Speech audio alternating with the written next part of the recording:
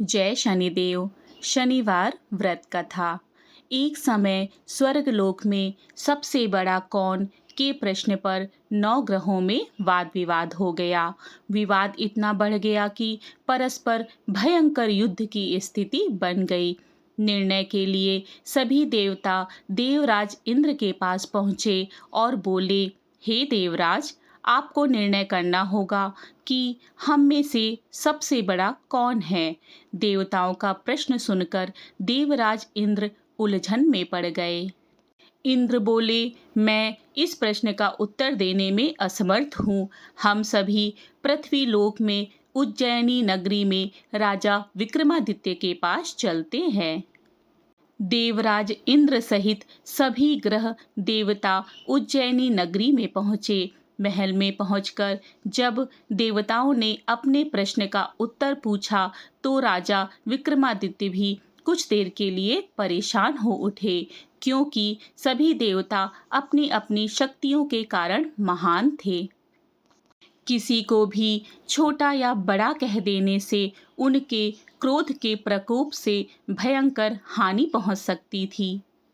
तभी अचानक राजा विक्रमादित्य को एक उपाय सूझा और उन्होंने कई तरह की धातुओं जैसे कि सोना, चांदी, कांसा, तांबा, सीसा, रांगा, जस्ता, अभ्रक और लोहे के 9 आसन बनवाए। धातुओं के गुणों के अनुसार सभी आसनों को एक दूसरे के पीछे रखवा कर उन्होंने देवताओं को अपने अपने सिंहासन पर बैठने को कहा।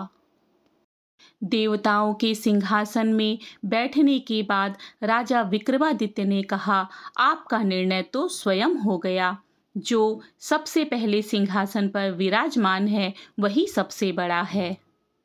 राजा विक्रमादित्य के निर्णय को सुनकर शनि देवता ने सबसे पीछे आसन पर बैठने के कारण अपने को छोटा जानकर क्रोधित हो गए और कहा, राजा विक्रमादित्य, तुमने मुझे सबसे पीछे बैठाकर मेरा अपमान किया है।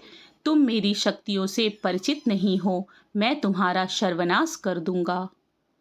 शनिदेव ने क्रोधित होकर कहा, सूर्य एक राशि पर 1 महीने, चंद्रमा 2.25 दिन, मंगल 1.5 महीने, बुध और शुक्र 1 महीने, बृहस्पति 13 महीने रहते हैं, लेकिन मैं किसी राशि पर 7.5 वर्ष तक रहता हूँ।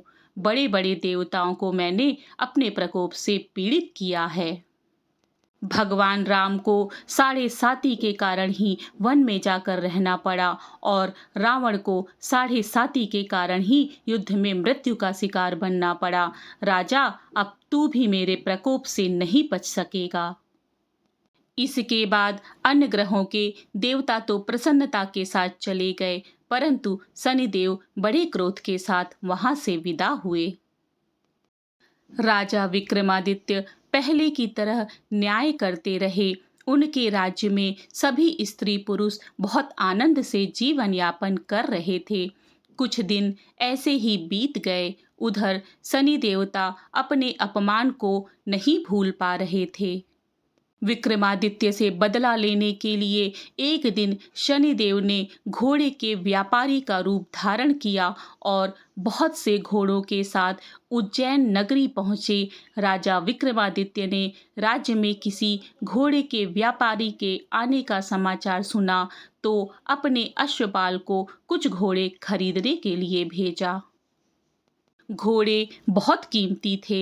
अश्वपाल ने जब वापस लौटकर इस संबंध में बताया तो राजा विक्रमादित्य ने स्वयं आकर एक सुंदर व शक्तिशाली घोड़े को पसंद किया।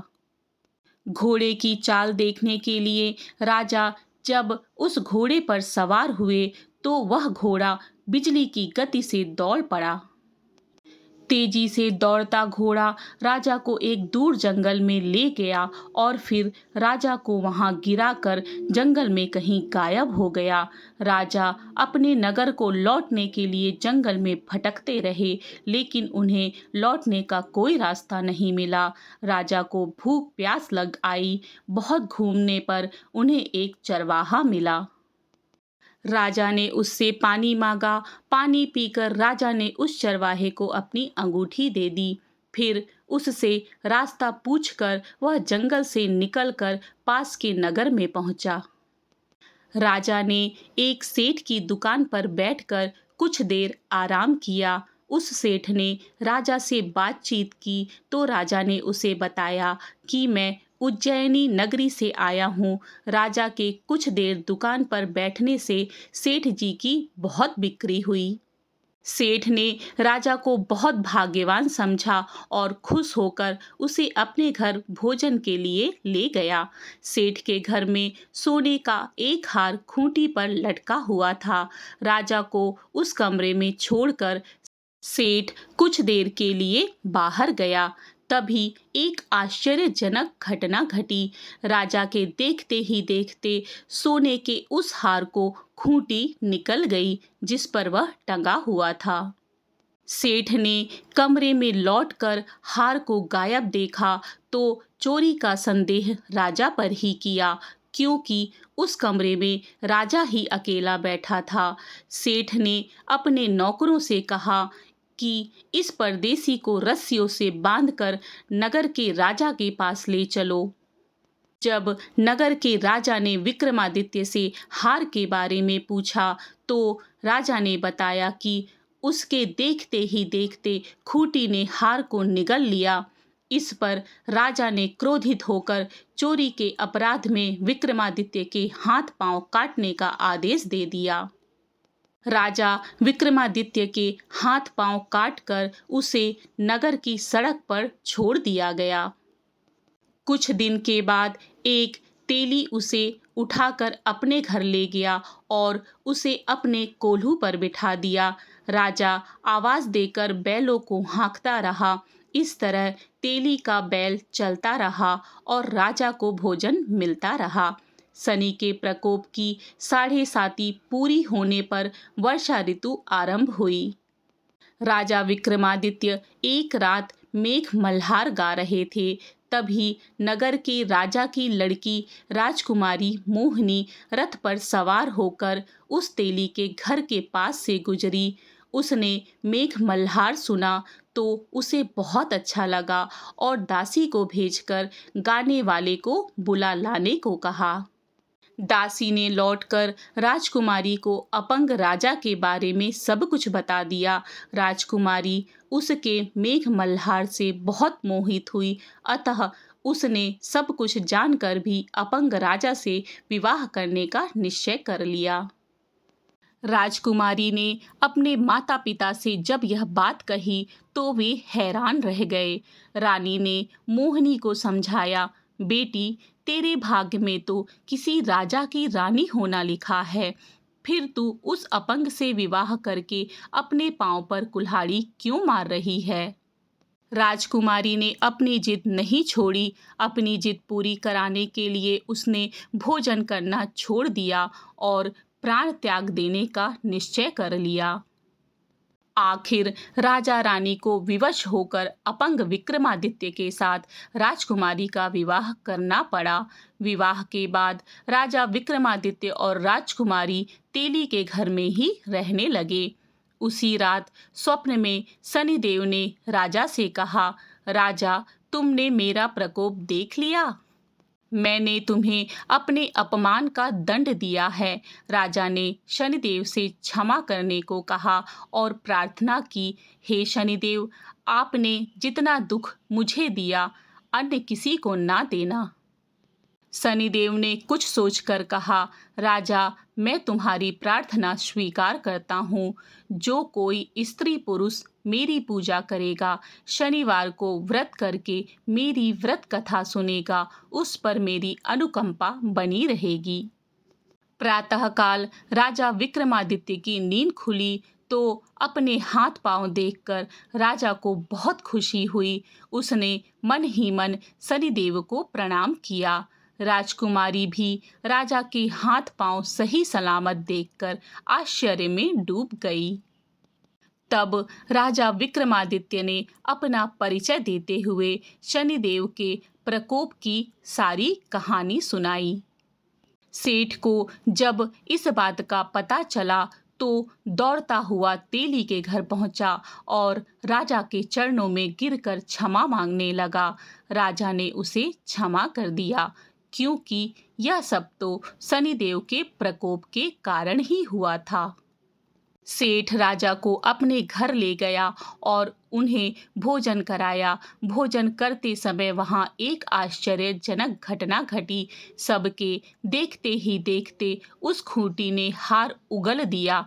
सेठ जी ने अपनी बेटी का विवाह भी राजा के साथ करा दिया और बहुत से स्वर्ण आभूषण, धन आदि देकर राजा को विदा किया। राजा विक्रमादित्य राजकुमारी मोहिनी और सेठ की बेटी के साथ उज्जैनी नगरी पहुंचे तो नगरवासियों ने हर्ष से उनका स्वागत किया। अगले दिन राजा विक्रमादित्य ने पूरे राज्य में घोषणा करवाई कि शनिदेव सब देवों में सर्वश्रेष्ठ हैं। प्रत्येक स्त्री पुरुष शनिवार को उनका व्रत करे और व्रत कथा अवश्य सुने। राजा विक्रमादित्य की घोषणा से शनिदेव बहुत प्रसन्न हुए। शनिवार का व्रत करने और व्रत कथा सुनने के कारण सभी लोगों की मनोकामनाएं शनिदेव की अनुकंपा से पूरी होने लगी। सभी लोग आनंद पूर्वक रहने लगे। इति श्री शनिदेव व्रत कथा।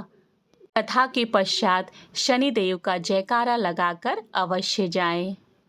आइए जानते हैं शनिवार के व्रत की विधि क्या है।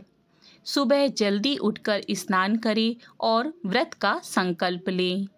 शनिदेव की लोहे की मूर्ति या यंत्र की पूजा करें। पंचामृत से स्नान कराएं।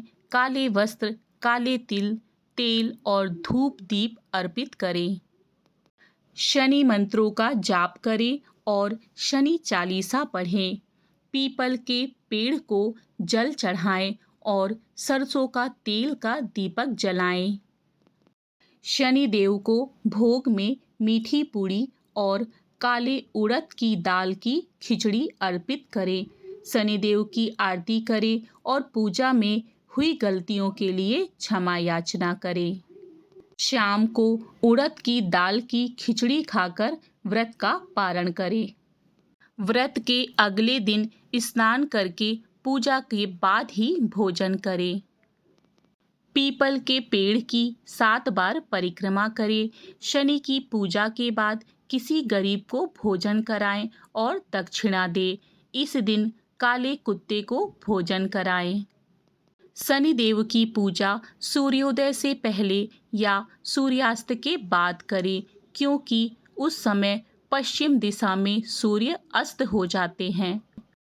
व्रत में अन्न का सेवन नहीं करना चाहिए।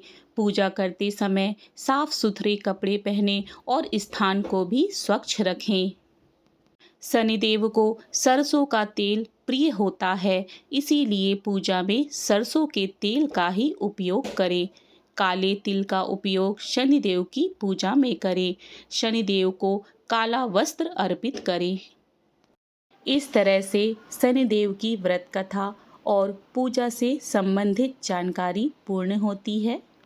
इसी तरह की कथा, कहानियों और धार्मिक जानकारी के लिए मेरे चैनल को सब्सक्राइब करें। जय श्री कृष्णा। राधे राधे।